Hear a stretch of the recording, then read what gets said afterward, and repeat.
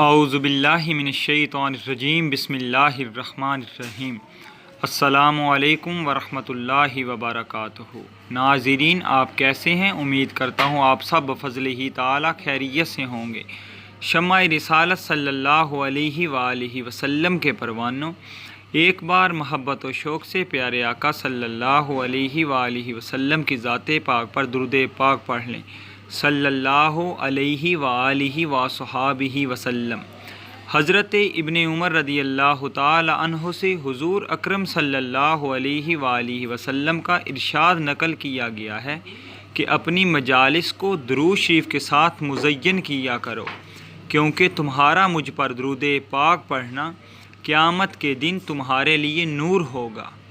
ایک حدیث میں حضور اکرم صلی اللہ علیہ وآلہ وسلم کا یہ ارشاد وارد ہوا کہ 3 آدمی قیامت کے دن اللہ تعالیٰ کے عرش کے سایہ میں ہوں گے، جس دن کے اس کے سایہ کے سوا کسی چیز کا سایہ نہ ہوگا۔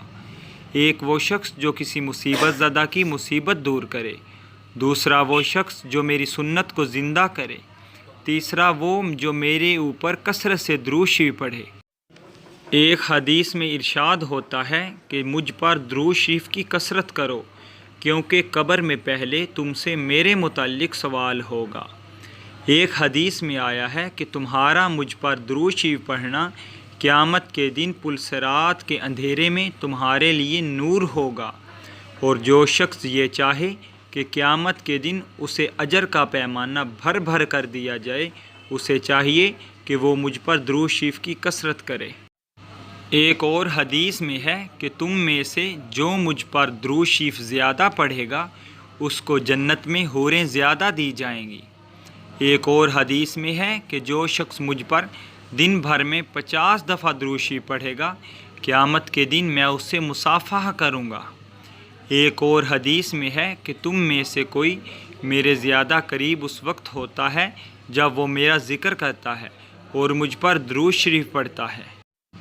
ایک حدیث میں حضور اکرم صلی اللہ علیہ وآلہ وسلم کا یہ ارشاد نقل کیا گیا ہے کہ جو شخص کسی پریشانی میں مبتلا ہو وہ مجھ پر درود شریف کی کثرت کرے، کیونکہ درود شریف پریشانیوں، دکھوں اور مصیبتوں کو لے جاتا ہے، رزق بڑھاتا ہے اور حاجتیں برلاتا ہے۔ سبحان اللہ۔